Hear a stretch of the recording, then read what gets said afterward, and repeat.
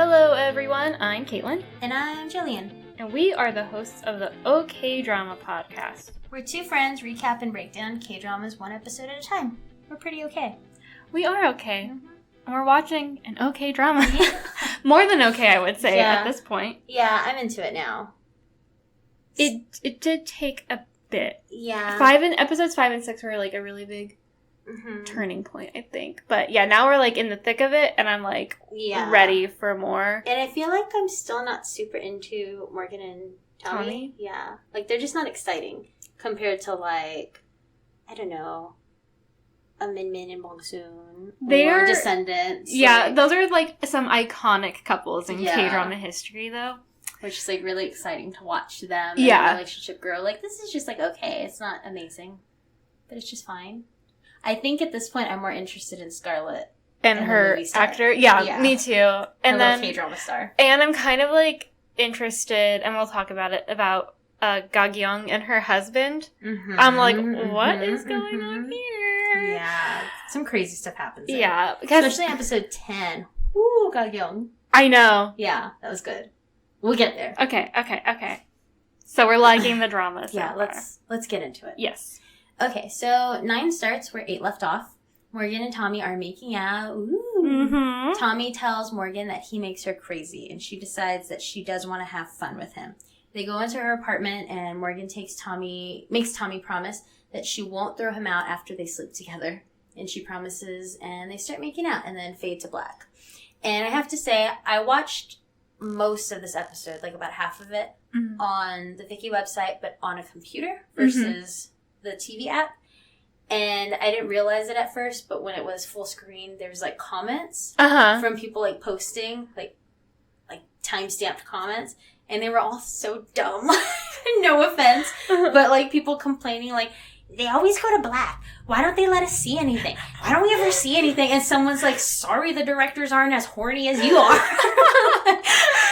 Yeah. And even I'm like just 4 dramas in, like at this point, like if you're a K-drama head, like you already know that's like basically how they all are. Yeah. Like, fucking let your imagination do the work. The only drama I've seen where people are like actually having sex is Something in the Rain. Was that awkward? To see a drama that actually like... No, and I mean, it wasn't even that graphic. Yeah. You just like see her like on top. Okay. That's basically it. But yeah, it was tastefully done. Okay, that's nice. Okay. They still kept it tasteful. But those comments are so funny. Yeah. Sometimes like they have a cool mode on the Viki. It's like the learning mode, and so it'll show like the Korean and the English like on top of each other. I think that's what I had it set up. Yeah, and so if you pause it, you can like hover over the Korean, and so it'll like break down like the sentence for you if you hover over it. So this is what this character means. Yeah, that's cool. Yeah, I mean it's like very tedious if you were to watch the whole episode. Yeah, I've been tempted to sign up on like Duolingo for like the Korean stuff to kind of get a taste of it. But I'm like, I haven't even, like, gotten close to finishing the Spanish one, so maybe we shouldn't bring on a whole new fucking language that I know, like, nothing about, except for, like, oh, it's okay. A word that's repeated around this place all the time. I go, Stupid. I feel so dumb. No. Well, when we were in Korea, and we were at a museum, one of, like, the docents or whatever was saying, like, the king who made the Korean language made it the alphabet very easy to learn. Okay. And that is true. The alphabet and like the sounds, it's very easy to read Korean. I mean, you're not gonna know what it means, but like you can sound it out because he wanted a well-educated populace. That's because before that there was only like Chinese, and Chinese is like super hard to learn, and so he thought. I've noticed that the characters look really pretty.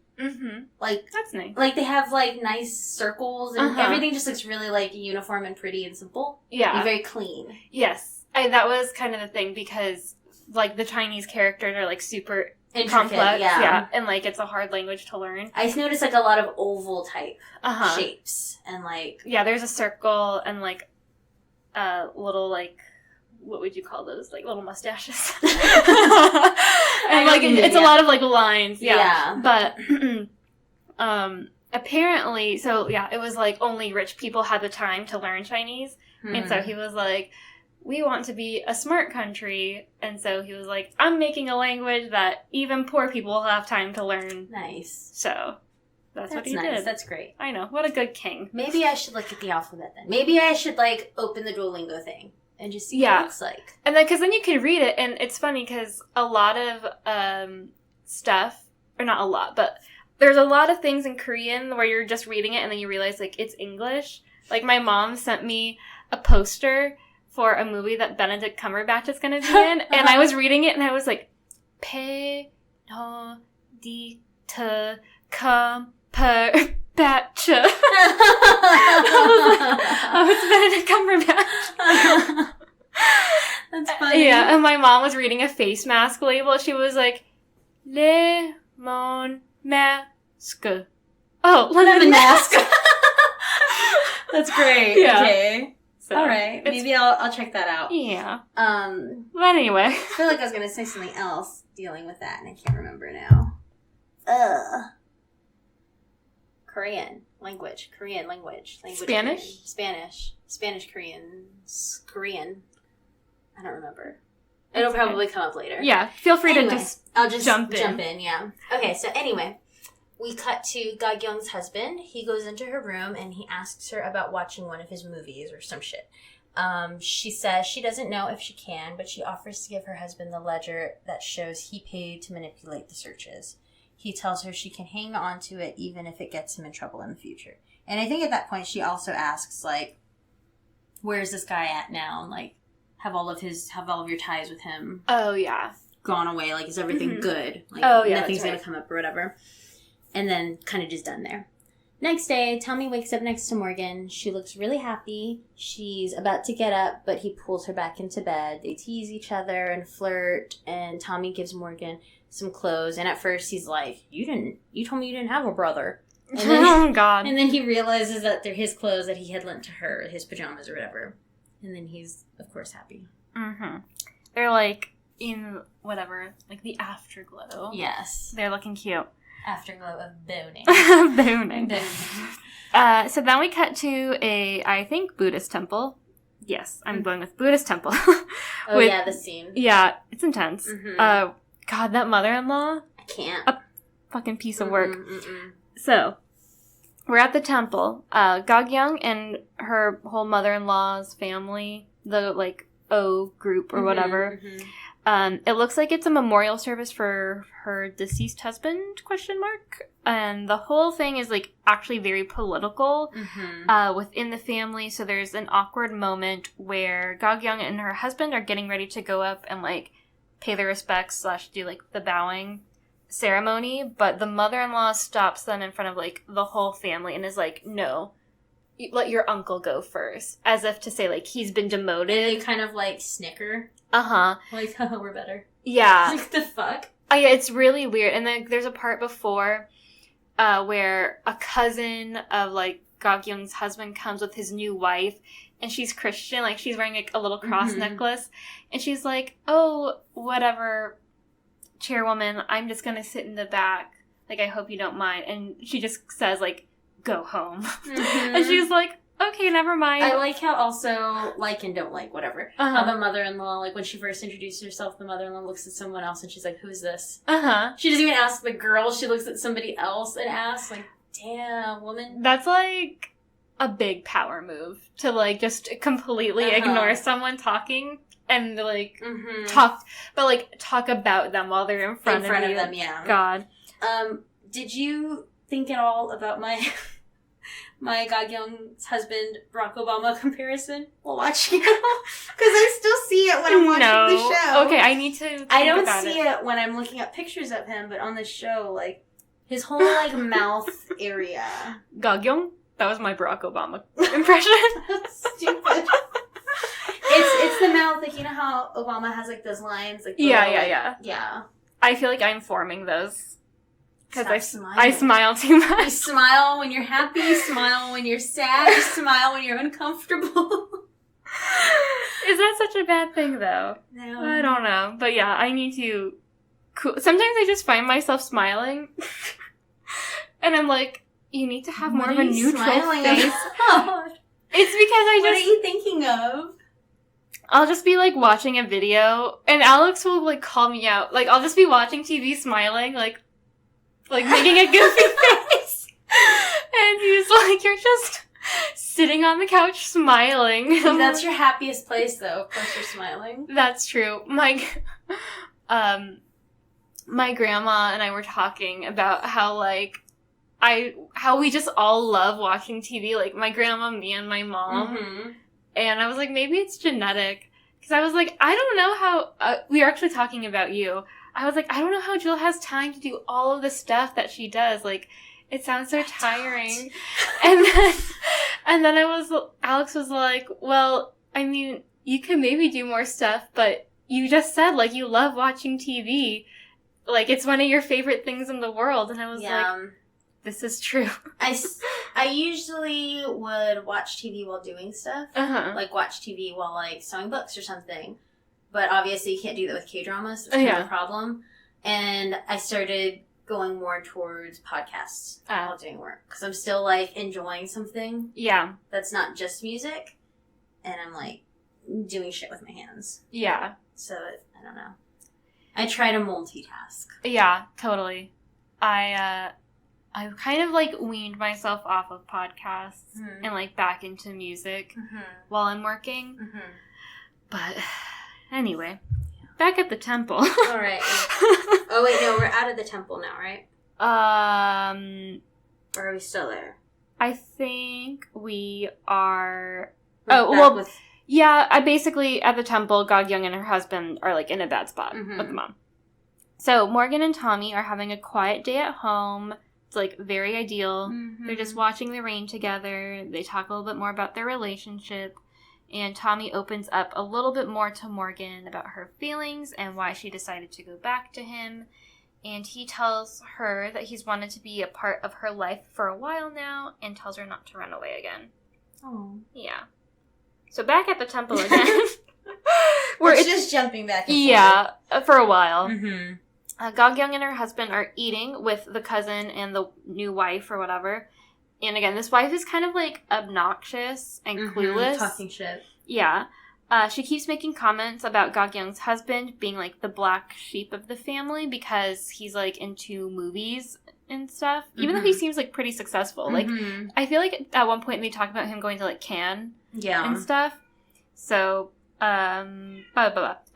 so Gog-young goes to the bathroom and basically starts assaulting this girl because they're both in the bathroom together. It's, like, really fucking intense. She kind of just, like, lost it. Yeah. And I kind of loved it. I know. No, I was afraid she was gonna, like, slam her head. I thought she was gonna, like, slam her into the fucking sink. I think it's because we watched Once Upon a Time in Hollywood. Yeah. And I was just waiting for her to, like, slam her head into a wall, and I was like, this is not a Quentin Tarantino movie. But it sure felt like it. Yeah, totally. So, where am I? Oh, so she basically tells this, like, young woman to, like, stop talking shit about her husband, and she's like, you can talk shit about me all you want, but, like, stop talking crap about my husband, because he works hard, and, like, you're a nobody.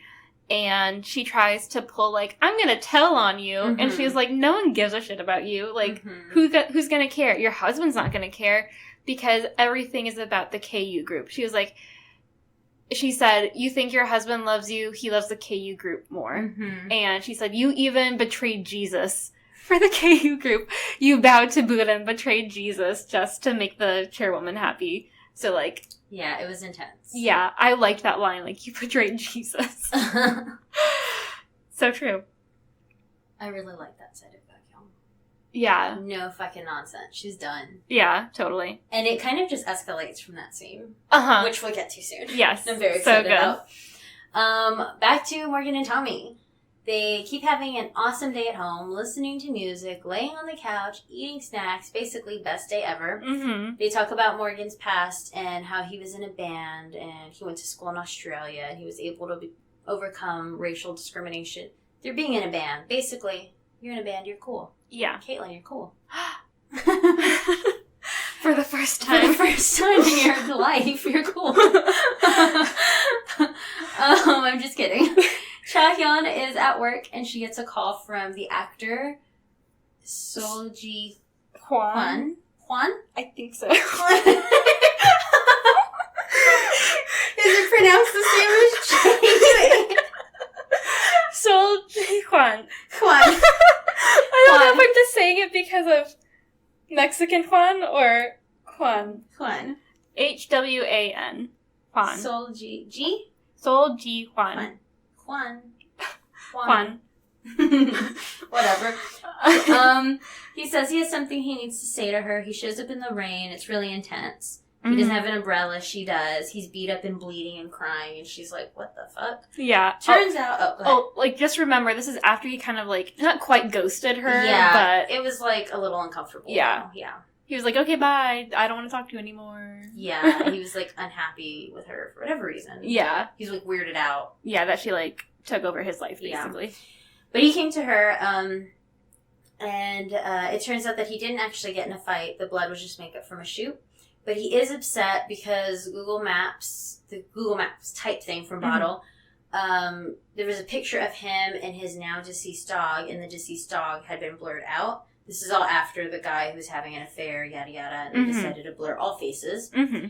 And she tells him, like, she'll help him out. It's not a big deal. He's super thankful, but very distraught. And, like, before that, he goes into a whole thing about walking his dog that day and then losing her shortly after. Mm-hmm. It was very sad. And he's like, I walked by a vet and I didn't think, like, maybe I should take her in. Oh my god. It just got really dark and sad for all animal lovers. At first, I was like, why is he, like, freaking out so much? Mm-hmm. But then he, like, explains how in love with this dog he was and how it was, like, one of his best days and how, like, that was, like, the only picture of that day. And I was like, whoa. Part of me is like, why didn't you screenshot that Google Maps? That's exactly what I would have been. I would have been like, oh my god, it's me and my dog. Yeah. Screenshot it. Which is the sound my phone makes when I screenshot something. Yeah. There was a picture of Alex's grandma on Google Maps for a while. Oh, really? Getting the mail. Wow. Yeah. That's cool. Yeah. Huh. So, that's what that reminded me of. Okay. Good. So, Tommy finds Brian goofing off at the office. They talk about Bado's share of the market, technology, how fast-paced tech can be, about how slow the law and society can be, blah, blah, blah. Morgan, work stuff. Yeah, work stuff. Morgan calls Tommy and says he needs to meet up with her, but it's kind of cute. He just, like, runs up to her, gives her a hug, and runs away. Which wearing, like, a nice button-up. Yeah, and she's like, why do you look good again? I like when those Korean dudes wear their pants, like, kind of, like, high water, as they say, and they're wearing, like, fancy shoes. Yeah. It's just a good look. Yeah, that's I like that look. That's, like, the thing, to show ankle. Show a little bit of ankle. Uh-huh. A little bit of ink. Ooh. No socks. No socks. Oh, yeah, so she gets all flustered because it's, like, a very cute moment. He just, like, wanted to see her and, like, give her a hug and leave. So then the task force team seems to be, like, feeling good about themselves because, like, you know, the success of the meme or whatever, the Tangsuyu, and just general spirits are high because they're getting more of the market share. Brian keeps playing the ukulele. Is this when everyone's, like, really pumped with Brian, too, because he made that apology video, and everyone's, like, he's, like, walking in the office, and someone's like, Brian, you're so cool. Yeah. And he's like, yeah, thumbs up. I feel like Brian is us. Yes. With his songs about not wanting to be at work, doesn't want to work, or at one point I think he's like, well, guess I'm going home. And he just, like, leaves early. That's totally me. Yeah, totally. So, yeah, Brian's playing the ukulele, singing about not wanting to work. Scarlett is LED masking again. But then Joseph tells everyone that Unicon is about to have a press conference. And everyone's like, what? Mm-hmm. At the press conference, Gagyeong tells everyone that Batemi was trending because of foul play search word manipulation, and tells everyone that they will investigate, and she apologizes. The reporters then start to ask about Bado, which makes them look bad. And they're basically saying, like, if y'all's was manipulated, was theirs manipulated as well? And she's like, well, I don't really know. That's on them. Mm-hmm. And she's basically throwing them under the bus at that point. Brian looks really upset, but Tommy takes responsibility and tells him everything that happened, how it was Ga-kyung's husband, how she handed over the evidence so they could get that contract from that guy or whatever. And Brian says no, it was his fault since it was his idea to bury the evidence and the whole case in the first place. Scarlett tells him they will think of a solution, but he tells them it was his mistake, so he will think of a solution. And Scarlett tries to comfort Bae-Tami, but they realize that her name is now trending yet again. Poor Tommy. I know, never ends. Mm-hmm. Then we cut to a Unicon boardroom, and we see that Ga-kyung did the press conference on her own without permission from anyone. And that woman who's all business walks in and like, what's going on? Yeah, the CEO. Who like gave her permission. Uh-huh. And they're like, I don't fucking know. She's like slowly unraveling, that woman. Because like basically ever since the chairwoman, mother-in-law lady like was like, you don't talk shit about Ga-kyung. I feel like since then it's like she's cracked and like slowly she's losing her shit. Yeah. Ga-kyung afterwards goes to hide at Tommy's quiet place, and Morgan's co-worker friend shows him that Tommy is now trending again. And he's like, oh shit. Yeah. Tommy sees Ga-kyung at her like quiet place where she doesn't get any reception and confronts her about like the whole situation. Ga-kyung goes to leave, but Tommy keeps like talking to her and kind of provoking her. And so Ga-kyung fights back and tells her she'll do whatever she needs to do to win and that she wasn't going to sit still while Bado was winning. Tommy tells Ga-kyung that her name is trending again and how she realizes how phony Ga-kyung's apology was when her name trended the first time. Because if you remember, like, Ga-kyung saw Tommy at her husband's office and was like, she seemed genuinely like upset and sorry that the whole thing was going on. Tommy says she would never stoop so low as to put Ga-kyung's personal life and embarrassments out in the public for Bado's gain, and she tells her that even though Unicon looks good now, she'll prove how low she really is, and she hopes she'll be sincerely embarrassed by this moment in the future. Dang. These women really know how to hurt you. Yes. Tommy runs into Morgan as she's walking, like, out of her quiet place area, and she starts crying and tells him that she thinks it's really over between her and Ga-kyung, and he just kind of, like, hugs her and holds her. And I'm like, Tommy, you said this, like, so many times about Ga-kyung. Like, but you know y'all aren't friends. I know. But this time she's like, but this time it's really bad. It's really over. It's really over. Back at Bado, Tommy's name has now dropped to number 6, and a political corruption scandal involving a prime minister is now at the top. Ooh.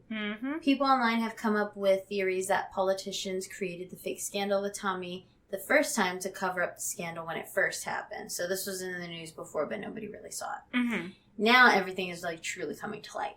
The president calls Ga-kyung's mother-in-law and chews her out for the corruption story trending, and this makes Ga-kyung's mother-in-law yell at Ga-kyung. She asks Ga-kyung why she started acting out on her own when she promised to be like a dog. It's like fucking shit. Yeah. Ga-kyung tells her it's so she can achieve her dream of disappearing. Yeah, because the mother-in-law's like, you think you're like hot shit now, like you can do whatever you want and you can like basically get your like 15 minutes of fame or whatever, and she's like, no, I'm doing this so I can eventually like go away. Like, dang. Yeah, it's crazy. Yeah. It's nice to see her like kind of stepping up though. Yeah. Not just taking it and like putting her head down and staring at the floor. Yeah. It is like, because those moments are like so hard to watch. But yeah, I'm loving this like updated Ga-kyung. Yeah. Stepped it up. I know. So Scarlett goes into Brian's office and they drink and talk about the issue with Tommy. Brian says he feels really bad. Basically, like, that if he would have done something the first time, that this, you know, wouldn't have happened and her name wouldn't be trending again. Scarlett tells Brian that Tommy is a very complex person and basically, like, she'll get over it. It's fine. And Brian says that her and Tommy make a good team. Brian tells Scarlett that he feels sorry for Scarlett's work being overshadowed, and they decide that Bado should give their side of the story. Brian says he will write an apology since he's good at those, again, like the Tangsuk apology that was trending earlier, And Scarlett asks how many times he's had to clean up messes or deal with bumps in the road before as CEO. And he tells her that he thinks this may be the last time. Oh, dun dun dun. No. I know. I like Brian too. Tommy and Morgan go to an aquarium. They talk a little bit more about random shit, blah, blah, blah. She tells him she met up with God Young earlier by coincidence, and she tells him that she said mean things that hurt her, but also felt hurt as she was saying them. So they were just ugly words in general. Yeah. And he tells her he's jealous of their past and all of their drama. Okay. Yeah. I'm like, okay, guy. Sure. No one really wants that drama. No. I guess some people do, I don't know. Tommy tells Morgan she doesn't know how to handle the situation at work, and he tells her that he brought her to the aquarium so she wouldn't have to think about it. And they decide Tommy should stay at his place again to avoid reporters, because there they are again. Mm-hmm. They run into Yoon Dong-ju, Mm-hmm. which is Pyo Jun-soo's young girlfriend, maybe sort of ex-girlfriend at this point. Yeah. And she's in front of Morgan's building, and everyone's a little confused. It's kind of like everyone knows each other's face, but not, like, really. Yeah. There's a moment of, like, you know so-and-so? How do you know so-and-so? What? Yeah, why do you know each other? Well, Yeah. how do you know each other? What are you doing here? Yeah. What are you doing here? She basically tells them that she's come to look for Morgan, since he's the one that told her about Pyo Jun-soo, and he was handsome. And Tommy's like, the fuck? Mm-hmm. Morgan tells Yoon Dong-ju that Tommy is his girlfriend. She tells him she doesn't care if he has a girlfriend and keeps trying to flirt. That's like the worst type of person. Right in front of the girlfriend. Fucking stupid. Yeah. And she was like all upset that like Pyo Jun-soo was like cheating on her. Like, and just like to do that to another woman, like. For all we know, honestly, like she was the other girl. Totally. You know, like, I don't know. It could be the way she said, but like for all we know, she obviously doesn't give a fuck if someone's with someone. Yeah. Anyway, Pyo Jun-soo keeps being brought up into the conversation, and everyone's just uncomfortable with that. Nobody wants to talk about him anymore at this point. No one likes him. Yeah. But yeah, just she came over and it was uncomfortable. I'm like, girl, get out of here. Yeah. So Morgan and Tommy get into a little fight when they get inside. So basically they're like, they don't show how all three of them like leave. It just cuts. Yeah. But so Tommy and Morgan get into a little fight when they get inside. He's still jealous over Pyo Jun-soo and doesn't understand why she keeps bringing him up. So like when they were all fighting, it was Tommy who was like trying to defend Pyo Jun-soo at one point, but like kind of, but not really. Like how basically he's saying like she was with him when they were both young and he was like dumb, but he was young at the time or something like that. So like it made sense for him to be dumb then. Or I don't know. It was like kind of convoluted and awkward. Tommy's upset that Morgan met and charmed Yoon Dong-ju in the past, and they end up like getting over it and they tease each other a little bit more. It's kind of just like a little fight that goes nowhere. Yeah. A little tiff. The actor asks to meet Scarlett again to thank her for putting his dog's face back on the internet. And he also thanks her for getting him a new role on the drama. They celebrate, and she decides to make him a profile so people can find him online. And they're just like really cute together. Again? He's the good twin brother. I really want to see that drama. I know. It looks so ridiculous. Yes, totally. I'm into it. Tommy gets in an elevator with Pyo Jun-soo, and he gets super awkward, and he's like back up against the wall, like trying not to be seen. Yeah. And at one point, she asks something. I forgot something about work or whatever, and he's not answering her, and she's like, I'm not talking to anyone else in here. There's nobody else in this elevator. And then he starts talking and trying to be like charming, but not. Yeah. He's just really shitty overall. He tells her that Brian personally called a board meeting, and that's basically all she wanted to know. The task force team looks at the market share, and they see that bottle has dropped quite a bit, and many people are upset. Not a good day. No. Brian admits fault at the board meeting and decides to step down as CEO. Scarlett and Tommy go to visit his office, and they try to convince him to stay. But he explains that he is taking responsibility for his actions since his mistake has caused the company, Jesus Christ, since his mistake has caused the company harm. He feels like he is being responsible so that everyone can move forward, and he thanks them for their concern and tells them to go on with their plans and take care of Bottle. And honestly, I'm like, Brian just wants fucking early retirement. This is his fucking way out. He's taking it. Yeah, he looks like kind of disappointed, but it also kind of seems like he's just like, this just works out for everybody. This is best for everybody. But, like, you can really tell, like, how much people in the company respect him. Yeah, absolutely. So, yeah, like, everybody looks really depressed. Mm-hmm. And I kind of feel like he should have said, like, I'm stepping down, but, like, I won't leave until we find a replacement. Mm-hmm. But it was like, I'm stepping down, and now I'm packing all of my office things, and I will be gone. Like, Good luck running this joint. Yeah, it was really intense. Ga-kyung's husband, Ga-kyung meets up with her husband, and they talk about Brian's resignation and what it means for Unicon. He congratulates her on the market share going up, and they go to see his new movie. They talk about how normal people love and date, because the new movie's like a rom-com, or something like that. They decide to go out for dinner. So, it's kind of sweet. It's almost like their meeting turned into almost a date. Yeah. Like, it was heading that way.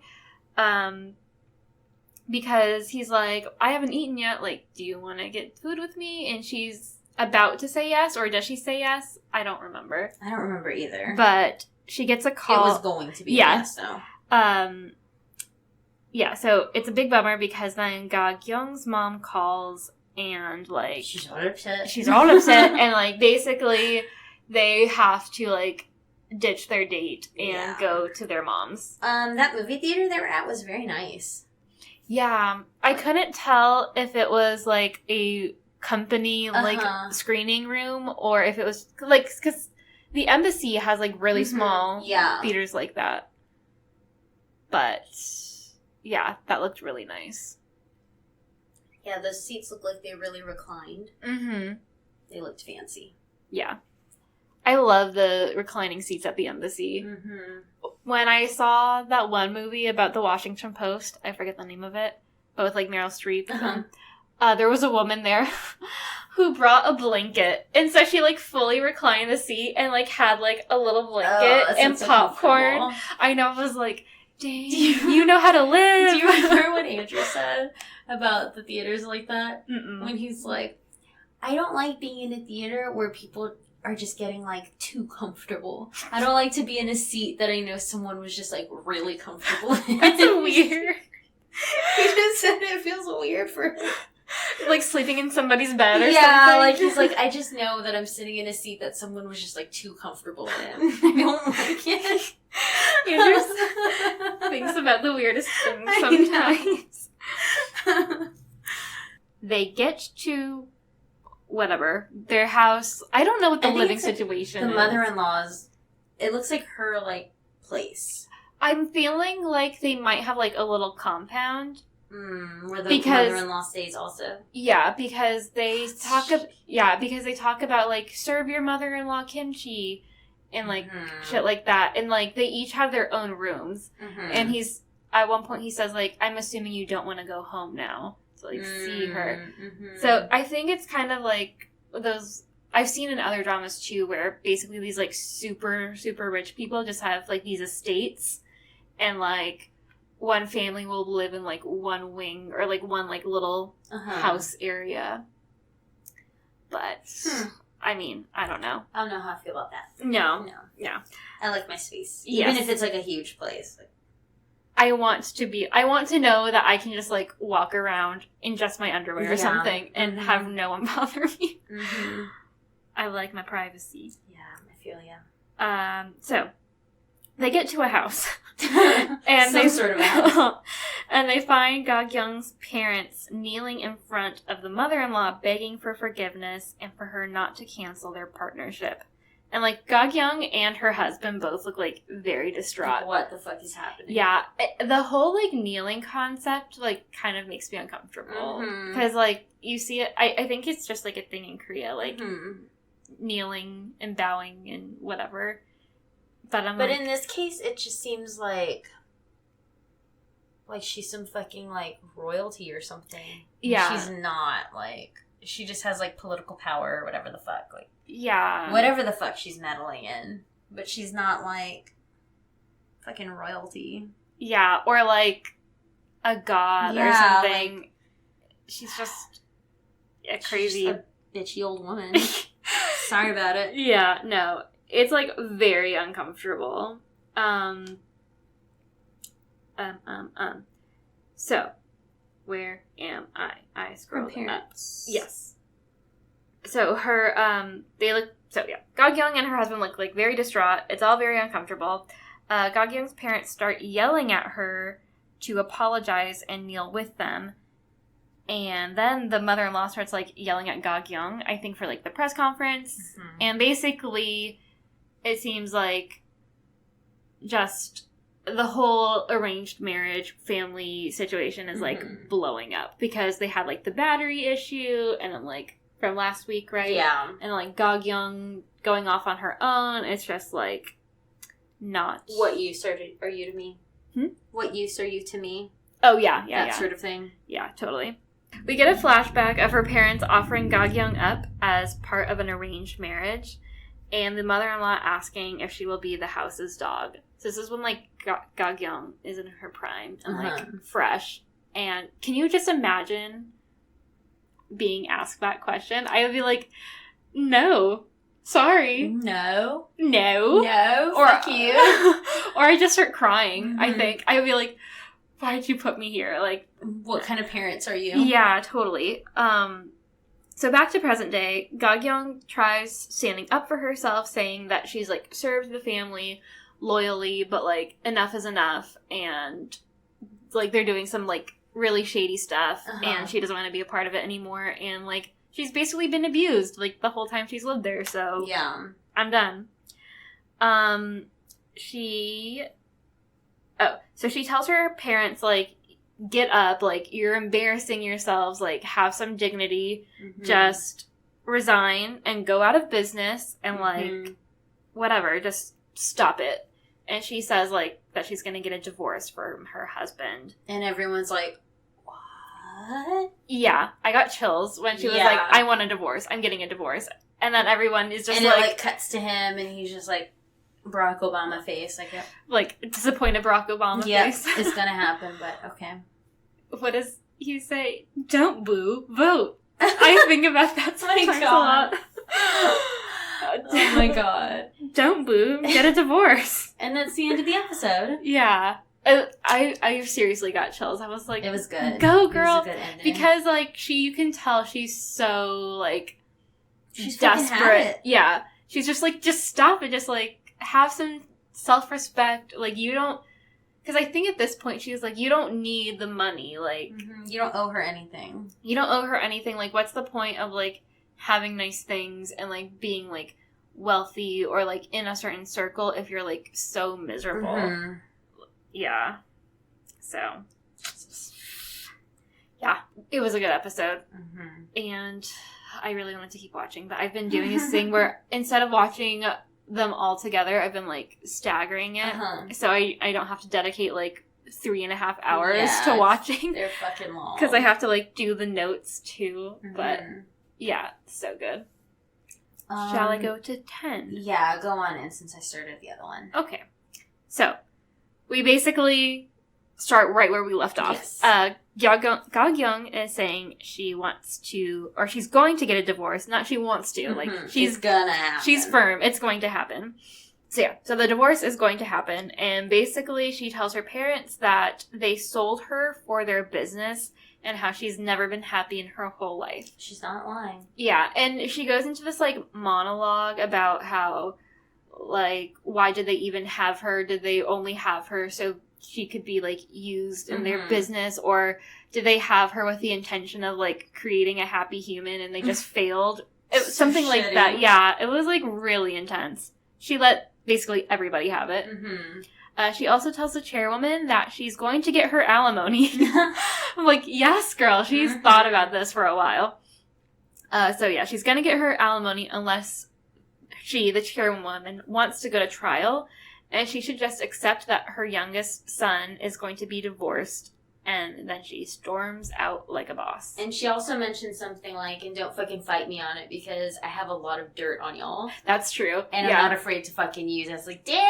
Yeah, she's like, I have evidence of abuse and also, like, all of your shady bullshit. And all the stuff that, like, they made her do through Unicon and, like, covering shit up. And politics stuff. All the things that people really don't like to read about. Yeah, she's like, I'm gonna get my money, so don't worry about it. Whether you like it or not. Ga-kyung's husband takes her parents home, and he tells them to leave her alone because they're saying, like, we're gonna call her, like, we'll talk her out of it, whatever. And he's like, just leave her alone. Like, it's done. Yeah. It's fine. Ga-kyung, sits at the bus stop alone crying. Her husband finds her. She tells him she has nowhere to go and questions why she lived her life the way she has and starts crying more. He sits next to her and gives her a handkerchief. Oh. Yeah, it's, like, very tender, but, like, also a little bit awkward because you can tell, like, they're not close. Yeah. A side note, do you say handkerchief or handkerchief? I was thinking the same. I say chiff. Yeah, same. Handkerchief. Handkerchief. Handkerchief. I don't know. It's a weird word. When just don't say it out. Just don't say it. Just don't say it a lot of times. He gives her a piece of fabric. A little fabric square. A kerchief. Handkerchief. Whatever. He takes her to a secret apartment so she can hide away while things get settled. And again, it seems like he's making some sort of an effort. And she's still a little cold about everything, but he's trying. She makes a comment like, I forget what she says, but basically insinuating like, is this where you entertained people? I think is what she says. Ooh. Like, it was like his secret, like, boning apartment. Yeah, and he was like, no, the only people that have been here are me and the housekeeper. Ooh, the housekeeper. I know. And then she was like, you don't have to explain things to me. You explaining is, like, too romantic. Like, as if she would be jealous. And I'm like, girl, just stop. Like, just let him be a part of you're going to divorce him. I know, just, like, let him be a part of a conversation. Jeez. Anyway, she apologizes for bringing up the divorce without talking to him about it first. He asks if he is included in the reasons for the divorce. She says no, and he seems slightly pleased by it. He then tells her the passcode for the door is her birthday. And then leaves. Yeah. Unless he was just sneaky and changed it on the way there. Like, on his phone, he's like, boop, boop, boop, boop. Yeah. Just like, hold on, don't look. I'm wondering how long the husband has liked her. And we'll get into it later, because he maintains that he doesn't like her, but... It's obvious he does. Yeah, totally. I feel like, had they not been put in an arranged marriage situation, things would have been a lot better. But I think the fact that they were both just, like, pushed together and thrown together, it was awkward and uncomfortable, and it was just, like, serving his mom the whole time. Yeah. Essentially, you know? Yeah, totally. It's not the sort of relationship you want to have. Yeah. So we see Brian fishing with another dude. I don't know who that guy is. Do you recognize him? Mm-mm. Okay. I wasn't sure if we were supposed to. I didn't recognize him. It's probably the same guy that Park Morgan was with. Oh, fishing. Yeah. These random fishing scenes. Please let us know who that guy is if we've already met him before. Don't give us a spoiler if we're going to find out in the future. So he's fishing, like, on a dock area thing. And the other old guy questions Brian's resignation, and they talk about his morals. Basically, like, I think he kind of insinuates, like, did you just want to give up? Or, like, why did you do that? Like, everyone respects you. Basically, like, he went too far. And Brian's like, no, I had a responsibility to do the right thing, blah, blah, blah. Back at Unicon, the CEO storms into Ga-kyung's office and chews her out for giving a press conference without anyone's consent. And then Ga-kyung fires back by saying the CEO is running a shitty company. And then she gets, like, all aggro again and starts, like, doing that thing where she, like, keeps advancing and the CEO has to, like, keep backpedaling, and she, like, stops at the wall, and Ga-kyung's like, try fucking with me. She doesn't say that, but it's insinuated, yeah. And I was also thinking, like, is she gonna hit her? Is she gonna slam her face into the wall? Ga-kyung has, like, the actress that plays her has a very good, like, intense face. Yeah, she's intimidating. Yeah. But I like how she's like, you've built a shitty company. Like, I should be able to do this. And I shouldn't have to walk around on eggshells here. Like, that doesn't... It's not good for productivity. Anymore. Yeah. The team leads at Bottle have a meeting about Brian's resignation. And they talk about how his resignation helped with the public opinion, but employees are uneasy because they all loved him. Mm-hmm. They decide they need to fill the decision. Is that position? I think I was saying they either need to make a decision or fill the position. Just put them together. Yeah. They need to make a decision to fill the position. Yeah. Very quickly. The task force team... Why can't I say that phrase? The task force team. I keep saying task form team. The task force team has a meeting, but Alex is super distracted and comes in late. And everyone kind of notices that he's just, like, in another world. Mm-hmm. Tommy tells the team that they will start individual counseling, and they are supposed to come up to her one at a time the next day. Mm-hmm. Tommy opens her computer and finds that Morgan changed her background to a picture of his face, which is totally something Andrew and I would do, with a little sticky that says, if you want to see my face, clean up your background, which just looked like my desktop. Yeah. No, that is my desktop. And all the time, Andrew's on my computer and he's like, you just make a folder and you put all of that in there. That's Alex, and we don't too. See it. And I'm like, but the mess is still there. Like, I just need to go through and, like, clean it up. I'll do it eventually. And he's like, yeah, you just put it all in the folder now, though, and then you don't have to see it. I'm like, but it's still there. Mm-hmm. It's just like I threw everything in the closet. And he's like, exactly. But we don't see it. I'm like, okay. Fuck. Yeah, I always Sorry, feel my like... computer is shit. I always feel kind of embarrassed because it's, like, my desktop at work is kind of one of those, like, organized messes. But sometimes I'll just, like, sit down at my computer and I'm like, I'm sorry. Because there's just, like, I always have, like, a billion windows open and, like, my desktop is just a mess. On my computer, like, I work on images or whatever, like, I save stuff and I just have, like, 10 versions of one thing, like, different, slightly different, and they're all just thrown on the desktop. And I'm like, I need to go through them and, like, I'll keep the one that's right and get rid of the other ones, but I haven't gone through it, so... I'm just leaving them there. I don't want to lose them. Yeah, because, like, I hate deleting stuff. Yeah. Because I'm so paranoid. Like, I might need that. Mm-hmm. It's exactly how I feel. Morgan sits in a meeting with Gog Young about the music for the video game, and he's starting to look, like, a little sick/sad. Yeah. 2 dudes go up to Gog Young in the parking garage, and they're, like, they look like Secret Service or something. Yeah. They're, like, in suits and kind of, like, buff. They tell her that the chairwoman is looking for her, and she's like, okay, cool, I'm not going with you. And they go to grab her, but Morgan steps in, so the guys, like, back off and leave. And he's like, she's already said she doesn't want to go with you, so go fuck yourself. Morgan is, like, very chivalrous in that way. Yeah. Or, like, is that the right word? Yeah. Yeah. He, like, steps in, like, like he stepped in with that shitty girlfriend. Yeah.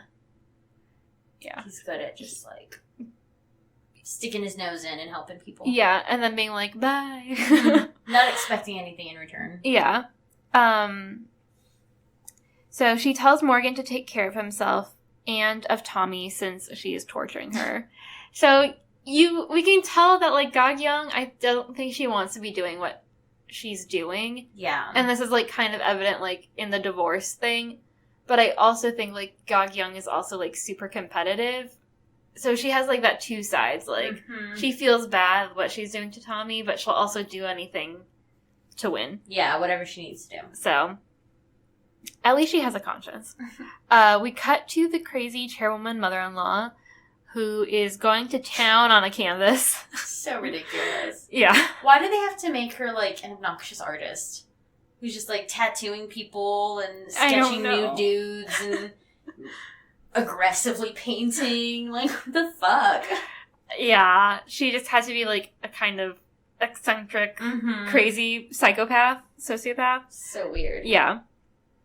So I finally wrote down Gog Young's husband's name. It's Oh Jin-woo. Oh Jin-woo. He tells his mom that he plans to go through with the divorce. And she tells them that they can't get divorced since it was an arranged marriage. and that they don't belong to each other. That they can't get divorced since it was an arranged marriage. Yeah, did I say that they can? No. No, I'm just repeating it because it sounds stupid. Oh, yeah.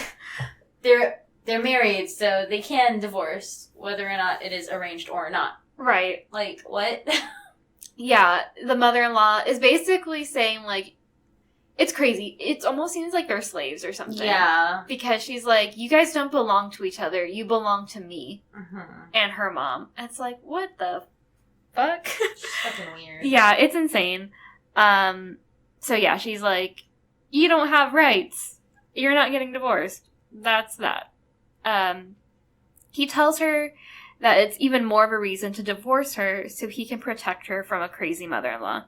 She asks if he likes Ga-kyung, and he tells her he just feels pity for her since she's been abused for 10 years. Ugh, what a fucking life. I know. I'm happy that he's, like, finally sticking up for her. Also, like, same with her. Mm-hmm. I just can't imagine being in that situation. No way. Living that life. That's so shitty. I would be so depressed. Mm-hmm. Like, it's like, crazy. no matter how much money you have or how successful you are, like, it would just be fucking miserable. Yeah, I'm, like, very impressed that Ga-kyung was able to build, like, a successful business, because if that was my life, I would just, like, never leave my room, and I would be like, just give me some clothes if I need to, like, make an appearance. And then the mother-in-law would be like, what use are you to me, Caitlin? Yeah, and then You're I'd be like, supposed to be my dog. You're not doing shit. Get out of your bed. I will be like a couch dog. Oh my I god. just lay on Edie. the couch. Edie. Hide under the couch, whatever. We cut to Tommy lighting candles on a cake for Morgan because she saw it was his birthday on, like, almost like a Facebook type thing when it notifies you. And then his coworker friend comes out of nowhere and he's like, this might not be a good idea to celebrate. And he says, like, it's not really a happy day and that Morgan apparently has 2 birthdays. Mm-hmm. And everyone's like, what? Yeah. Audience and Tommy, everyone. Morgan is at this time cooking and FaceTiming with his dad, who speaks English / is white. Was he almost white? Had like a British accent, but I assumed it was Australian. I couldn't tell what he was. What ethnicity? Yeah. Yeah, because then he says your mom is upstairs watching her K-drama. her K-dramas. And I was just like, oh, that's just Caitlin. Upstairs laying down watching her K-dramas. Uh-huh. Yeah. I couldn't tell. I assumed they were in Australia because he said he went to school in Australia. But then they talk about how, like, they used to live in Korea. Yeah, and then I couldn't tell. really see his face clearly. Yeah. So, ethnicity probably doesn't matter, but... But, like, his English didn't sound amazing either. Like, it sounded a little off. Mm-hmm. Not in a bad way, but it didn't really sound like an Australian accent. But it didn't really sound like... A British accent. But it didn't really sound like an definitely American wasn't accent. American. It was just another weird, like...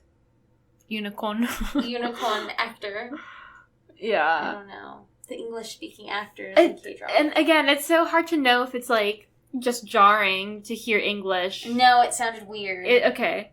I want to just, like, take that guy and just make him read, like, a separate monologue. I'm like, what does your voice actually sound like? just be you. Yes. It's very strange. Mm-hmm. Yeah, his dad seemed nice, though. Yeah. It seemed like he had a good guy. A good family. Yeah, So- definitely not Ga-kyung's situation. Yes, definitely. After talking to the coworker, Tommy realizes that Morgan is adopted, and Morgan finds her outside. She goes in and brings him food. He seems sick, has a fever, and he tells her making the soup was just a performance. Yeah. So Tommy cleans up and thinks about Morgan, how his coworker said that he grew up very happy and loved, and to not worry about him too much. And she climbs into bed with him and watches him sleep, and they cuddle. So he's, like, sick at this point. It seems strange because the guy makes it seem like every year he's sick at this time. Uh-huh. Like, that's odd. He says something along the lines of, it's like his body remembers. Mm-hmm. So I guess, like, the trauma Yeah. of, spoiler Being alert, adopted. yeah, like being abandoned surfaces in the form of a cold. I don't know. I mean, the human body is crazy. I started feeling sick, like, as soon as work started. Yeah, I guess it's the same thing. I get it. Like, yesterday I had, like, a slightly sore throat when I got home. And I was like, yeah, it's because I fucking had to talk. Like, I had the most human interaction I've had in, like, months. It's fucking shitty. And I was like, but I'm okay. Like, I'm still having a good time, like, hanging out here watching TV and stuff. And then I woke up this morning and it felt worse. And I felt, like, achy. And I was just in a total fucking bad mood because I just felt bad. It's like, I don't want to deal with this already. Yeah. And then I slowly got better. Like, my throat still hurts, but I'm just like, my body's already just reacting. It's like, no. This isn't the life for you. Get out. Yeah. Ugh. So, yeah. So, it seems like she's taking care of Morgan. That's nice. Yeah. It's not so bad. Scarlett takes Joel Ji Hwan. How do you pronounce it? Joel Ji Hwan to set, like the whatever acting set. Yeah. Now that he's been revived, she goes as his manager and talks him up to the director, and basically is like, "Yeah, he's great." And the director makes a comment about him having a profile note, and they're like, "Oh, you went to a science academy?" Or yeah, apparently it's a big like deal. Mm-hmm. So he does, like, really well. He's acting really well. And Scarlett is, like, enjoying herself on set. And she's like, oh. This is fun. Yeah. And then they have, like, a moment. Yes. It's where sweet. she, like, thinks he's going to kiss her. Yeah. And he's like, shh. And then they're like, cut. And he's like, okay. He's got, like, a weird face, but not in a bad way. Yeah. It's a little awkward. Kind of reminds me of Donnie. Yeah. Like, kind of an awkward face, but, like, it works. Yeah. He kind of... It's like his face can look very different depending on what face he's making. Agreed. Yes. Where you're like, you don't even look like the same person when you smile versus when you're just, like, sleeping. Normal. Or whatever. Yeah. Morgan and Tommy talk on the phone in the morning, and they joke around about doing dishes and how Morgan is feeling better. Morgan is super into Tommy. Tommy still can't get over the 2 birthdays comment. Yeah, she's not really talking about it. No, it's just, like, in her head. Yeah. But Morgan finding the dirty dish totally made me think of you and Andrew. Like, I feel like that's something Andrew would do. Like, see a little speck. Yeah, of something. On something, and then being, like, super annoyed and, like, rewashing that the would dish. Be him. I mean, he usually does the dishes anyway. Yeah. I'm like, I cooked, so can you take these? Yeah. Just, like, his face looks so annoyed when he saw I know, he picks it up, he's like, oh. Immediately starts scrubbing it. Uh-huh. Like, I kind of thought it was going to turn into a bigger thing because he looked so annoyed. I'm like, is he about to go off on her? But no. Because she washed a dish and didn't wash it properly. Yeah. And he's just like, just promise you'll never wash dishes again. And I was like, can someone ask me to make that promise? Because I will gladly. Yeah, I'm not a fan of doing dishes. Yeah, me neither. The task force... Again. Why? I don't know. The task force team starts their individual meetings with Tommy. Ellie goes first. She gives Tommy phone cases as a gesture since Tommy gave her a purse. She's so cute. Mm-hmm. And they talk about her future a bit. And basically, like, she wants to do, I think, marketing stuff. Uh-huh. And she's really excited about attempting to learn about that. Mm-hmm. Joseph goes in and he talks about his girlfriend and waxing and, like, Brazilian waxes and stuff. Mm-hmm. Jenny talks about her love of men as her hobby, and it was kind of a why though moment for me. Because we haven't seen, like, much of Jenny, like, other than that clip of her and the whole, like, streetlight thing and her hacking to find out whatever, like, she just got really weird in that scene and was just like, I love men. Yeah. Men are my hobby. And she just, like, her eyes got wide and she just looked like a little troll, yeah, like, wanting men. It's like, well, okay. So, damn, girl. Jenny's horny. Yeah, apparently. And then Alex comes in, and he looks pretty awkward and sad, and he tells her that he got an offer from Unicon for a management position with a way higher salary. And Tommy just congratulates him and asks what he wants to do. And he tells her he's not sure, and she tells him that she will respect his decision, whatever that might be. Mm-hmm. I feel like if it were me, I feel like she reacted the way I would want my boss to react. Yeah. But yeah, he seems like so torn up Conflicted. inside. Yeah. Yeah. Scarlett and Tommy have drinks instead of having the regular meeting that she had with everybody else. They talk about getting offers from other companies, and Scarlett tells Tommy that she plans to stay at Barrow for the rest of her life and become the CEO. I'm like, okay, Scarlett. Tommy keeps trying to keep up with Scarlett while they drink, but Scarlett apparently has a super high alcohol tolerance, even though earlier in the show she makes a comment about her not drinking. So is that just she probably a just lie? freaking lied. Like, Okay. Didn't want to hang out with people. Yeah. That seems true. like her personality. True. That would be mine. So yeah, Tommy can't keep up and gets super drunk. They kind of... she looks so fucked up. I know. They start, like, kind of fighting. Part of me is like, did that actress, like, actually get drunk? Because she looks so drunk. She looked really drunk. Like, her face looked completely different. Yeah. Maybe they, like, had them film this, like, really late at night and she was, like, exhausted. Later on in the episode, when Alex and her drink, that guy looked super drunk to me, too. Mm-hmm. Maybe they're just, like, really good acting. drunk actors. Yeah. So I think Scarlett's kind of drunk at this point, too. And so they just kind of, like, devolve into, like, being like, my boyfriend, blah, blah, blah. I have a boyfriend. You don't have a boyfriend. So, Tommy pressures Scarlett into calling her boyfriend to prove that she has one.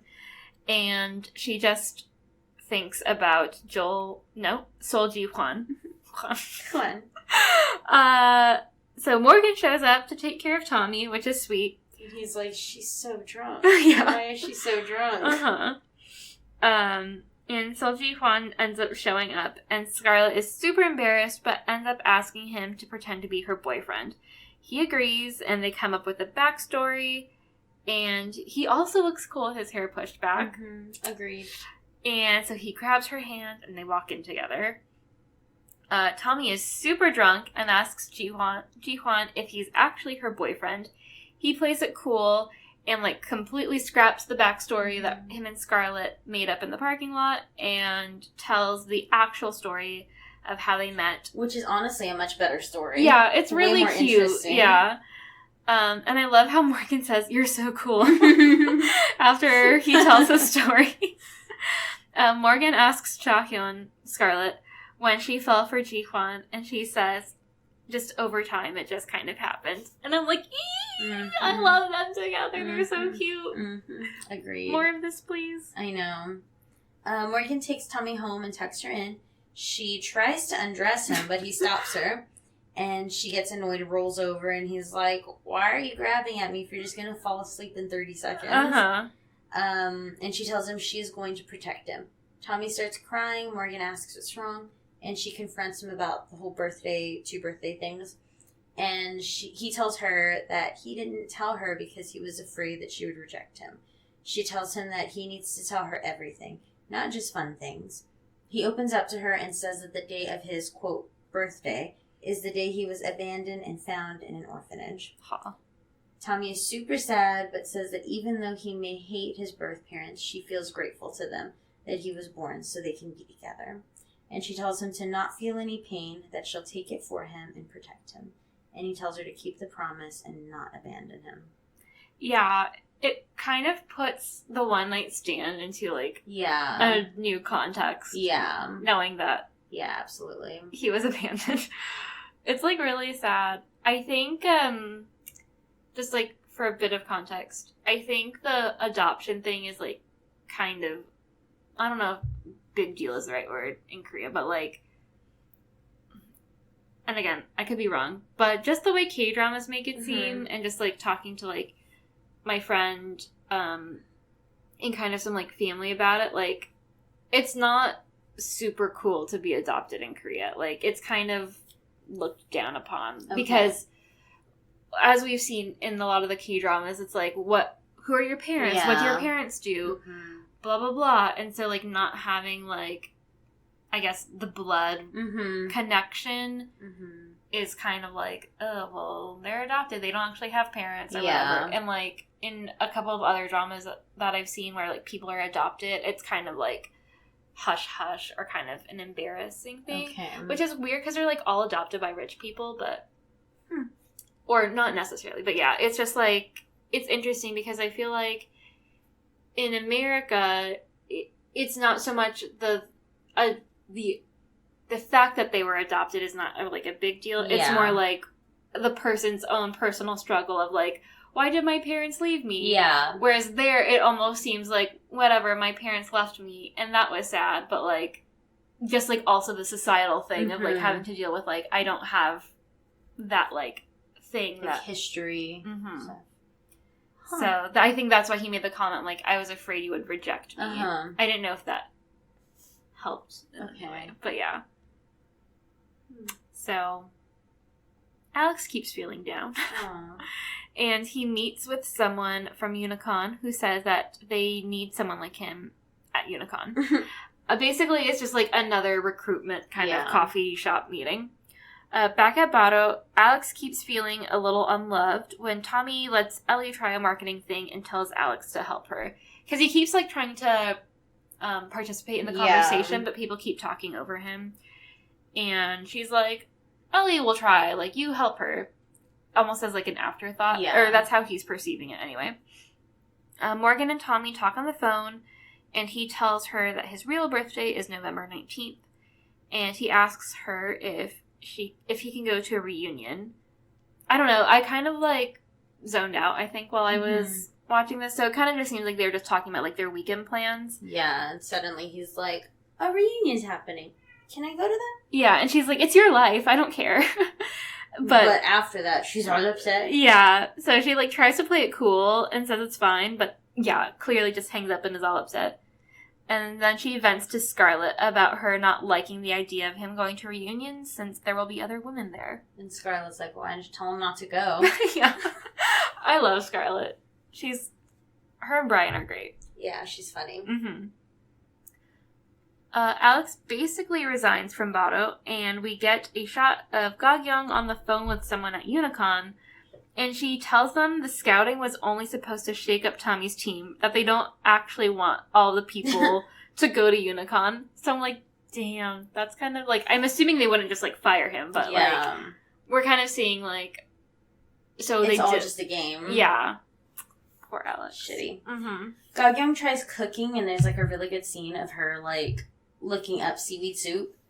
And she's just, like, preparing everything, and I was like, seaweed soup. I was thinking, so, like, in the scene, she, like, so when you make seaweed soup, you take the dehydrated seaweed, and you have to, like, let it soak to rehydrate. And I was thinking, like, didn't you do what she did? Like, I did that, but it didn't, like, flow over. Okay, you didn't do as much as she did. Yeah, like, I did a lot, and we had, like, tons. But it was still really good, because I just, like, froze a bunch of it. Oh, okay. So it just, like, lasted us forever. Yeah, Ga-kyung, like, put the whole bag of seaweed. She put some, and then, like, looked at it again, and was like, I'll put more. It didn't look like the right amount. But man, that seaweed's super fucking good. Yeah. Like, just, I like, haven't made it in a while. Just, like, dry on its own, and then also... Oh, really? Yeah, it's, like, really, like, kind of salty. It's good. Andrew and I are totally into it. And then also just, like, once it, like, soaks up. And it gets to, like, its big size. It's also very good. I know. I need to make that soup. Maybe when it starts getting colder. Yeah. It's also good cold. Yeah. The seaweed soup. With some tofu in there. Sounds good right now, actually. I bought some tempeh at Trader Joe's. And I think I'm going to try to, like, season it with, like, bulgogi sauce. So, I'll let you know how that goes. Okay. Yeah, so she's trying to cook, and her husband ends up showing up to bring her some of her belongings. And she's really embarrassed when he sits down to try some of the food. And he's like, oh, you made food? And she's like, no, don't. I just ate. I'm going to put it away. He's like, you didn't eat anything. And he, like, gets a spoonful and is just kind of like, okay. And then he teases her about, like, how the soup was made, something with the soy sauce that was used. Yeah, like, so I didn't realize this, but there's, like, different soy sauces. So there's, like, a seasoning soy sauce that you would use to, like, season for, like, soups and stuff like that. And then there's, like, a heavy soy sauce that you use more for, like, dipping things in. And she used that one. Yeah. Yeah. Yeah, we have, like, a Korean one, or we used to. I think we ran out. But, like, I don't know what it says. We just got it because, like, oh, like, this one looks good. Yeah, I think I got the heavy soy sauce because it has, like, a very strong flavor. Mm-hmm. I mostly got it for dipping because I like these, like, little...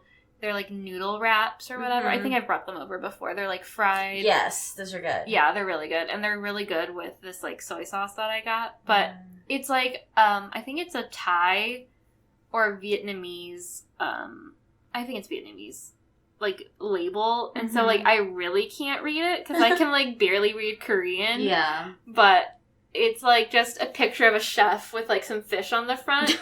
But I was like, so is it fish sauce? And then I read all the ingredients, and no, it's just, like, soy sauce. They're just saying, like, put it on a fish. Yeah. So it's all very... interesting. Confusing. Anyway. Mm-hmm. Tommy meets with Brian over drinks, and she tells Brian how concerned she is that Alex might leave. But she feels guilty for trying to persuade him since his life would maybe be better if he moved, because he'd get a really good raise, yada, yada, yada. Mm-hmm. Brian explains that Alex probably doesn't know how Tommy feels about him since she's never actually told him. Mm-hmm. So she ends up going to Alex's house late at night and asks him to not go to Unicon. And she tells him that he's super important and he's needed, and she just talks about all of his good qualities. Mm-hmm. And he tells her that he will stay at Bottle. He tells her that he felt that he wasn't needed, and it ends up cutting to them drinking and venting about the whole miscommunications, and they're just getting drunker every second. Yeah. And then suddenly, like, they're, like, tapping each other, like, she's having him hit her, he's having her hit him on the head. It's, like, really awkward and funny. And suddenly they look, and the entire team is just standing there staring at them, like, what the fuck? And, like, Alex is basically in his pajamas. Yeah. And then they all end up, like, gossiping about Unicon and drinking some more. And they take photos and send them to Brian. And it's just a really good weekend of drinking. I said so much weekend drinking. I meant weekday. Oh, weekday drinking. Yes, because Tommy just did that the night before. Yeah. And then immediately went to work. And then it's happening again. And it cuts to them, like, having fun and, like, being stupid to just, like, bleh.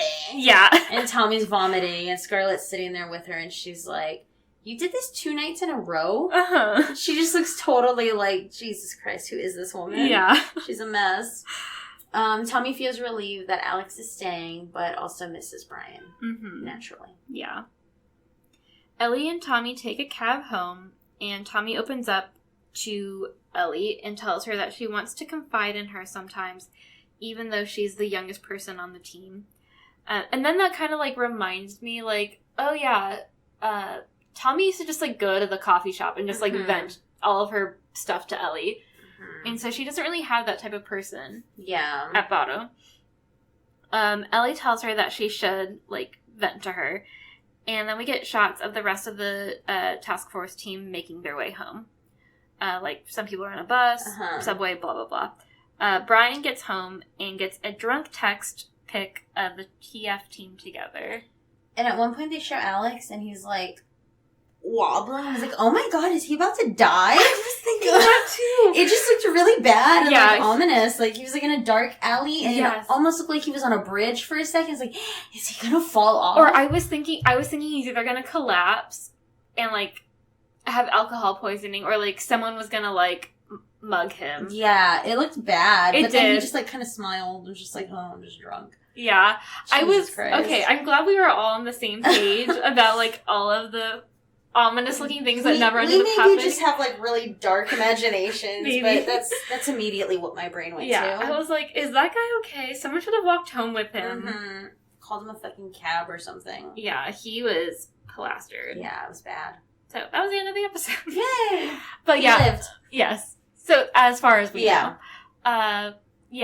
Brian looked like so happy to get that text, but also like, oh, I should be there. Yeah. But now he could be there and not have to worry about the work stuff. True, and no one ever went out with him anyway. Yeah. He could just be like their mentor. Yeah, totally. Just hang with them. He looked rich, so. Mm-hmm. Yeah, these were like super good episodes. These are maybe my favorite eps so far. Yeah. Because Ga Young just like slayed. Yeah. Yeah, and I like her husband too. Mm-hmm. Like, I like their little apartment together. Mm-hmm. They should just both, like, quit being part of their families. Yep.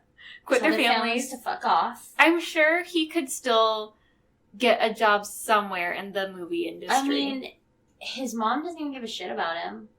Yeah. Like, she's just using him. Yeah. It's not a relationship you want to have. No. Like RuPaul says, we choose our families. That's true. We get to choose our families.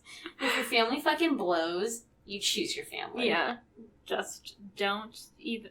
What does he say? Like, as long... if they're not paying your bills, pay them no mind. Pay them bitches no mind. Yeah. And I doubt the mom is, like, paying for his shit at this point. He seems well off with, like, his movie shit. Yeah, but then you think about, like, if she was able to get him a job doing the movie stuff. But, I mean, at this point, I don't know. It's all very complicated. Yeah. If she could, like, blacklist him.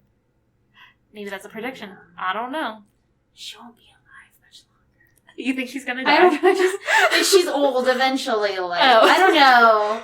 Korean women, I don't know. But it feels like some of these evil people, it's like they just live forever. They keep getting stronger as they get older or something. They have so much hate built up in them. They never, like, it keeps them going. They suck the youth out of people, and like she's just sucking the youth out of Ga-young, and she's like using it to make her stronger, while Ga-young just like withers away. Becomes dust. Yeah. Oy. I know. Do you have any other predictions before we go into fashion? Predictions.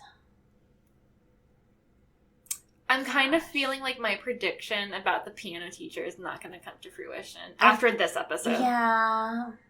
I was thinking about that. I really like that prediction. But we haven't seen her in a while, so maybe it's going to be like a big twist. Maybe like around, because next episode is going to be 11 and 12. Okay. Maybe that is a classic like 12, 13, 14, and then 15. I don't know. Because I feel like Tommy and what's her face, Morgan, are not going to end up together. Do you feel the same way? Yeah, like I don't feel like their connection is that great. I know they talk about like not abandoning each other and like being there for each other, whatever. But like I said earlier, I'm not excited by their relationship.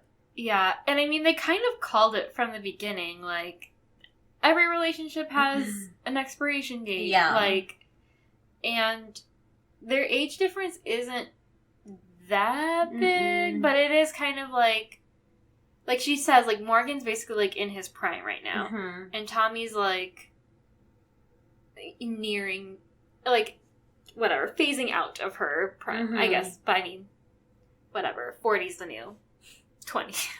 So she still looks great, and she's still living her life. But yeah, I mean, they're kind of. They're barely in the same phase of their life, I guess. And so I'm wondering how long that will last and if we're going to see them. Yeah, I don't see them lasting. I predict a kiss between Scarlett and Juan. I can't remember the rest of his name. Ji-Juan. That sounds like a Mexican name. Ji-Juan. G.Juan. Did Andrew tell you our stupid, like, Q-tip story? No. So, I forgot why we got into this. We saw something online, something or other, and we came up with this stupid story that Q-tips were invented by someone named John Q. Tips. John Q. Tips. Andrew started doing, like a biography thing, like on History Channel. It's my God. And if it wasn't for John Q. Tips, who invented the Q-tip, it's just like so fucking stupid. And then I recently saw a meme of this guy. It says like, Q-tips, don't put these in your ear canal. Me, and it's like a picture of a guy like shoving the Q-tip in his, and his like eyes are rolling in the back of his head. And I sent it to Andrew, and it's thank Krog for John Q. Tips. I don't know. It's so fucking stupid. Oh my God. The Q. Tips. So, okay, this is how it would be like if this was like a Mexican Spanish name. Instead of S-E-O-L, it would be S-O-L, Sol, G, Juan. his name would be like, whatever. What's a Mexican name that starts with G? Gerardo. Gerardo Juan Sol. Oh my god. Oh, did I ever tell you how, like, my mom comes up with, like, she hasn't done it really in a while, but, like, she used to always, like, compare someo's face to, like, a thing. But, like, in Spanish, so she'd be like, y esta cara de sol. Or, like, saying, like, somebody has a sun face. Yeah. Like, it's so stupid. Like, it's big and round? Yeah, Okay. yes, I don't know. But, like, she's also said cara de plancha, which means iron, like an iron face. And then, Oh my god. my brother used to laugh because apparently, like, she would call, I think my sister, like, jokingly, like, a cara de camote or something, which is like a yam face. Like, they just don't make sense. It's so stupid. What did your mom call the anime cafe? Oh shit, Andrew would know this. It's something about tacos, right? Anytime Taco Cafe. And she's just like, we're just driving by, and she's like, look, Anytime Taco Cafe. And it's like Taco T-A-K-O, like Taco Anime Yeah. Cafe. Oh my god. And my dad's just like, huh? Okay. Oh god, it's so stupid. Jesus. So yeah, Scarlett and Jihuan are gonna kiss. Yeah, that's my prediction. That whole story, that's gonna happen. Yeah. I feel like something is gonna happen between Ga-kyung and the husband, but I just keep thinking, like, how is Tommy and what's-his-face's Morgan's relationship gonna end? So, in Something in the Rain, I'm just gonna go into, like, other drama corner, too, because I haven't watched any. Okay. But in Something in the Rain, it's a similar... Not really, but it's a, whatever, Nuno romance. So, it's this woman who doesn't really like her job, but is just, like, a, like, not quite manager of, like, this coffee company. It's kind of like a Starbucks, but she's, like, whatever, a regional manager or something. And her younger brother's best friend comes back into town after, like, living in New York or something for a few years. And she's like, my, how you grown? Yes, pretty much. So it's the same thing. Like, I think she's... But the age difference isn't 10 years. I think it's only, like, 6 or 7 or something. So she's, like, in her mid to late 30s, and he's in his, like, late 20s. Okay. Or, like, early 30s or something like that. And they, like, start boning. And he's, like, really into her, and whatever, they're really into each other, but everyone, like, freaks out when they find out that they're dating. Like, the brother gets upset, but he kind of gets over it, but he's just, like, kind of like, what the fuck? Like, one, why didn't y'all tell me? Two, like, this is what weird. Yeah. Oh, also because his older sister is her best friend. So, so like, the sisters are around the same age, and, like, the brothers are around the same age. Two older sisters. And both siblings are like, the fuck? Yeah. Because, and what happened was, I think, this is how, kind of getting into the adopted thing. Basically, I think their dad, like, their parents got a divorce, and their dad remarried, and, like, has a new family, and their mom died. And so, the, like, main character's mom kind of took them in, and, like, but they were already older when it happened. They were, like, teenagers. And so it was, like, a thing, like, one, you can't date him because he has no family, and, like, his family's shit. So, like, because her family's kind of, like, upper middle class. They're not, like, to where the mother-in-law are at or anything. Yeah. But they're still, like, kind of higher in society. Yeah. And so it's, like, a whole thing. And basically, like, spoiler, the families, like, make them separate. And it ends kind of on a question mark because she ends up being like, fuck all y'all, I'm, like, moving out. And so she ends up moving in with her friend, and they, like, go live at the coast or something, and they start a restaurant together. And he ends up, like, going, I think he, like, moves to America again. Okay. a few years pass, and then, like, he ends up, like, showing up at their restaurant. And then the show ends. And so you're like, do they get back together? But it's, like, really fucking sad because, like, everyone is, like, sobbing, like, Korean drama sobbing. Because, like, everyone's just, like, forcing them apart. And it's, like, really fucking sad. Because they, like, really loved each other. So. People suck. Mind your own business. I know. Fuck. So I'm, like, kind of scared that's what's gonna happen. Not that it doesn't seem like anyone, like, really gives a fuck about who their ages. Yeah, but maybe, like, an internal thing. But at least they're not working together. So that's something. That's true. Well, they weren't working together either. Oh, okay. They worked in the same building. Sorry. I don't think. So that's how she ran into him. Gotcha. Like, he worked for, like, a video game company. And so, yeah. That's a good drama, though. That's the one where you see them boning. Oh, yeah. Okay. Where it's tastefully done. But yeah. I'm concerned, and I want to keep watching, so I guess we'll see what happens. Nobody spoil it. No. Fashion? Yes.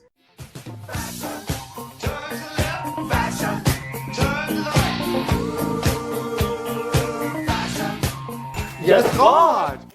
Okay, I liked Scarlett's striped button up with the cool cuffs. It's like the cuffs were barely attached, almost, and her wide leg pants. She's always dressed so cool. I know. I love her looks. Yeah, and the look that she did when she took Seoul Ji-hwan to set. Oh, and then Tommy's asymmetrical shirt. It was asymmetrical in that, like, half was, like, lilac, and the other half was, like, blue or something. That one, yeah.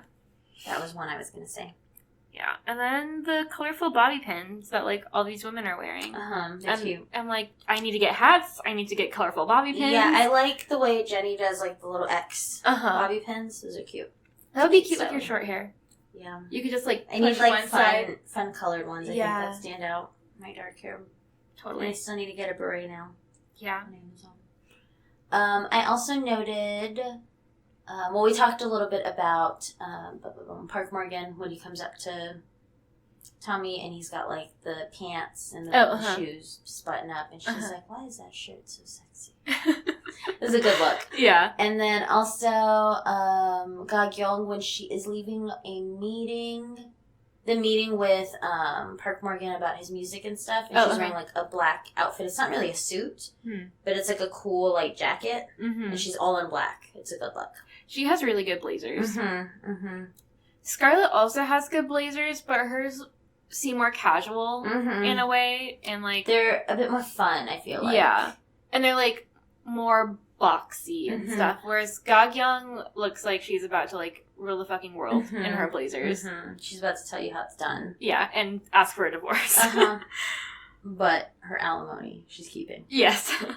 Not ask. Demand a divorce and alimony. I think that was all of the looks that I noted. Yeah, I kind of stopped paying attention to the clothes because I was like, what? Yeah, there was so much intense shit happening. Yeah. So, I love you. I love you. I love you. I will always love you. I love you. Do you want to go first? I agree with yours, actually. Okay. The whole actor Scarlett thing. Yes. He just seemed really happy when she was first asking him, and she was, like, really embarrassed. And then once he's like, yeah, sure, like, I'm an actor, it's fine. Do you want to think up, like, a story or whatever? And I like how she slowly got more and more into it, and was like, and you just, like, you fell in love with me at first sight because I'm pretty. Yeah. And then he's just staring at her, and she looks, like, nervous and scared, and she's like, I'm pretty?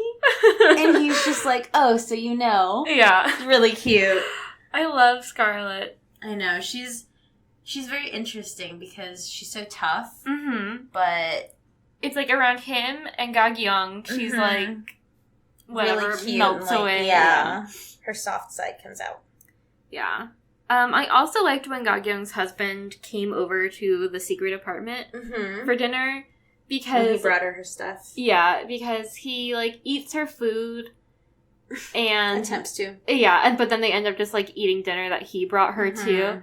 But I really like, she was like, please don't, please, like, you don't have to do this, you don't have to do this. And I don't know, I just like those, like, little gestures of, like, becoming that more he intimate. cares. Yeah. He seems like an okay dude, question mark. He's trying, it seems. Even though he has a safe full of bags of money and choked out a dude with his tie. I mean, God Young pulled someone's hair. That's true. They're on the same Meant level. for each other, Yeah. those two. Whether they know it or not. Yeah, totally. Alrighty. Do we have anything else to add? I don't think so. Okay. I guess just talk to us. Yeah. You know the places. Mm-hmm. They're linked in the show notes. The Instagram. But you can also just search okdramapod/okdramapodcast. Most places. Most places. You'll find us. Uh-huh. You got the pink logo. The little Finger hearts. It says, okay, drama. Good branding. It just says okay, right? I just say No, drama. it says okay drama. Oh, okay. Yeah. Can't The even remember okay it. is in one font and the drama is That's in a right. different font. That's right. Yeah. Guys, I made up the logo. She did. It's pretty cool. Thanks. I used Canva. It was very easy. I recommend it. I like that app. Ad haven't spot used for it in a while. Canva. Yeah, I haven't used it in a while, but I do like it a lot. Are those Korean socks, by the way? Yes. They're cute. Thanks. Are they strawberries? They're peaches. Oh, okay. I was like, there's little pink strawberries. Yeah. They're cute. Thanks. Aww. Yeah. I some of my coworkers like complimented me on them, and I always feel like such a dick when people are like, "Oh, where'd you get those?" And I'm like, "Korea." I don't say it like that. Oh, I got them at Korea. Yeah. You wouldn't be able to. Yeah. You can maybe find some online, but That's basically what I told them. They won't be as good. Well, I told them, like, I've seen some on Amazon and eBay, and I said, but the thing that sucks is that they're not expensive, but they're, like, just, like, way more expensive than they are in Korea. Mm. Like, these are, like, basically $1, like, less than $1. Are those on, like, Yes Style and stuff?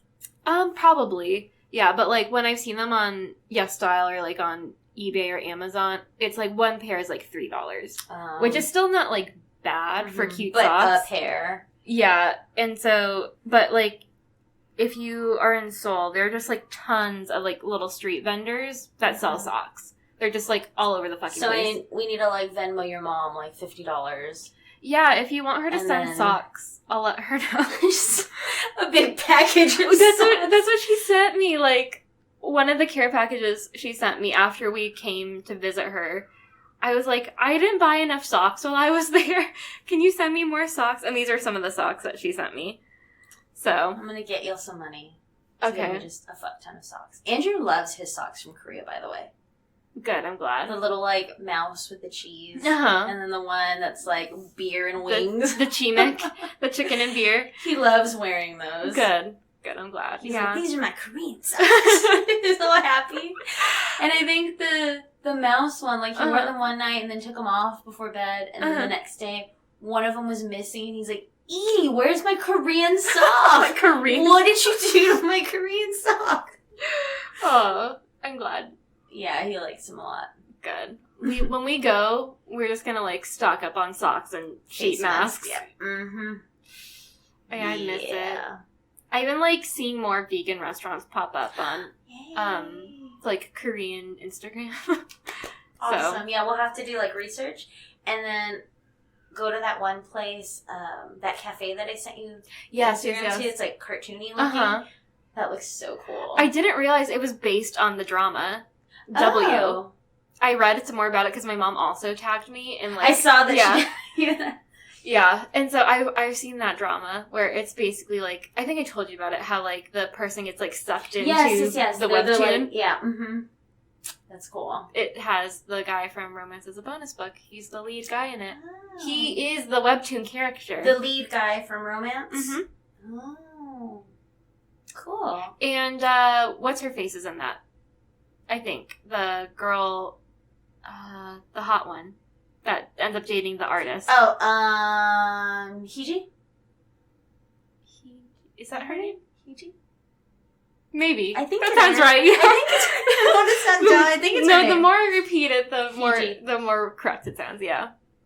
I think that's it. Okay. Yeah. Let's go with that. But yeah, she's in that one too. I think. Cool. Yeah. So yeah. Oh, and then we need to go see the animal cafes and feel conflicted about it. Yeah. It's yeah. Whatever. Yeah, I know. My mom said the sheep looked very happy, but The sheep in a cafe? there's a sheep cafe, and they basically, she said it's like a big room thing, and they just have like a pin in the middle, and they just like, but I'm like, where does the sheep hang out? But she was like basically saying like the sheep just like kind of walks around and like people feed it and you can pet it. Weird. I know, and then all of, like, the, like, treats have, like, sheep's faces on them, like, the lattes. And I was like, I mean, are people, like, what does it do? And she was like, it just, like, Walks chomps, around. yeah, it just, like, chomps on, like, whatever, food. So strange. I know, she was like, and there's, like, a person in there, like, making sure it's okay, and it just kind of, like, walks around and sits down. She was like, I mean, it looked happy. And I was like, okay. I don't know, it's a very, like, I feel conflicted about that. Yeah. Because it's weird because, for the most part, the animals, because we went to the raccoon cafe, they seemed happy. But you just don't know. But yeah. Like, what happens when the store closes? Where do they stay? Yeah. I don't know. How are the staff treating them? Yeah. Yeah, because I was reading, like, on the raccoon cafe, like, the raccoons were rescue raccoons from either a zoo, like, zoos and, like, fur trading places. So I'm like, well, that's good. But also, yeah. Like, to be in a cafe. Yeah. Like, yeah. It's weird. I know. That's interesting. So we'll think about that. Yeah, we'll think about if that's what we want to do. Yeah. But a lot of sock shopping. Yeah, lots of sock shopping. Yeah, we should do that. And then if we want to hug little animals, y'all can go with us to the farm sanctuary. Yes. Because that was really fucking fun. And just like... That's probably more doable than going to Korea, too. wanting to cry every time we see these animals. I miss them. And now I see them on Instagram sometimes. They post videos or photos. I'm like, I know that animal. I hugged that animal. Sweet baby. That's my little dude. Do you follow Esther the Wonder Pig on Instagram? I don't. You should follow her. It's this, like, I think they're in Canada, but it's this family, and they have, like, a pig, a turkey, and, like, a couple of dogs, just, like, rescued. And I was, like, so depressed because Esther was, like, in the hospital for a while. Aww. And so, like, her dads just had to, like, hang out with her, and they, like, made, like, a little bed and stuff. Aww. And it was, like, really sad and sweet, but, like, she finally came home, and, like, the turkey came up, and just, like, basically she has a mattress in their living room. And so it was really cute. And, like, it made me want to cry because, like, the dog and the turkey and Esther were just, like, on the mattress together. Oh, I know, I'm, like, God. tearing up just thinking about it. But I was like, she's home. She's back. Yeah. Yeah, at the farm sanctuary, they like, take you around to the different areas, and then they talk about certain animals or whatever, let you roam around. And they told us a couple of stories about, like, we brought this one cow in from wherever, and, like, they'll usually have them with the older ones just to start off because the older ones are pretty, like, docile and they're just, like, chill. And they kind of, like, test the waters. And then eventually they'll take that cow to the younger one if that's where they belong. But they had one that was, like, with the older cows, and then they moved her with the young ones, and she got so upset. And she wanted to be with the other ones. Like, she grew a bond with them, and she was, like, so mad, and she kept, like, trying to get out and stuff. So they were just like, so now she just stays here with the old ones. This is where she likes to be. And there was one of a steer, I think. And for some reason, they had him with the goats at some point when, like, they first brought him in, and he just became, like, really good friends with the goats. And he just, like, stays with them now. Like, he can't be with cows. He doesn't want to be with his type of animal. Aww. He likes to be with his friends. Uh-huh. And if you try to move him, like, he gets pissed off. Mm-hmm. And it's just, like, so cute, like, these little bonds that they form. Like, oh, my God. Yeah. You should follow Esther because, like, they show her just, like, walking around, and she, like, can open their sliding glass door, and they, like, I think they have, like, a little mini farm or something, and so it's just, like, her walking around and, like, in the summer, before she, like, had to be hospitalized or whatever, like, they would just, like, fill her kiddie pool, and you just see her kind of just, like, plopping into the water. How big is she? She's a big girl. I'll pull her up. Yeah, like, the pigs that we saw over there, too, they were mostly sleeping, like, during the day, because apparently they sleep, like, 17 hours. But, like, every so often, every so often one would get up, and at one point Andrew got to do it, I didn't get to. But, like, you just go up to them and you start rubbing their belly real fast when they're standing there, and they're just slowly, like, onto the ground, and it's so cute. Oh, she's a big baby. Mm-hmm. Oh, my God. Yeah. That is such a nice room. Mm-hmm. Oh. Yeah. These animals. I know. Oh, I love animals. There's them with the turkey in the background. She's a big girl. She's huge, yeah. Yeah. If I could just spend all Oh, day they with put animals. wigs on her. And Oh, my God. I would love to just be with animals all day. Mm-hmm. Yeah. All right. Well, follow Esther the Wonder Pig on Instagram, too. She's a good follow. And I'm happy she's home from the hospital. Yeah. I just, like, I don't like looking at the turkey thing. They're a little bit funky looking, but you kind of get over it when you're there with them. Yeah, I'm sure. Because they're just, like, they're really cute and interactive. Oh, my God. Jesus. So cute. Oh, yeah. There she is. I'm gonna have to, like, delete all of me. Just I me, know. like, look at this. Look at this Esther. one. Oh, man. She's so Jesus. Cute. She's so cute. Anyway, yes. So, follow us. Follow Esther. Follow Esther. And we will talk to you guys next week. Yeah. Goodbye. Bye. Okay, drama.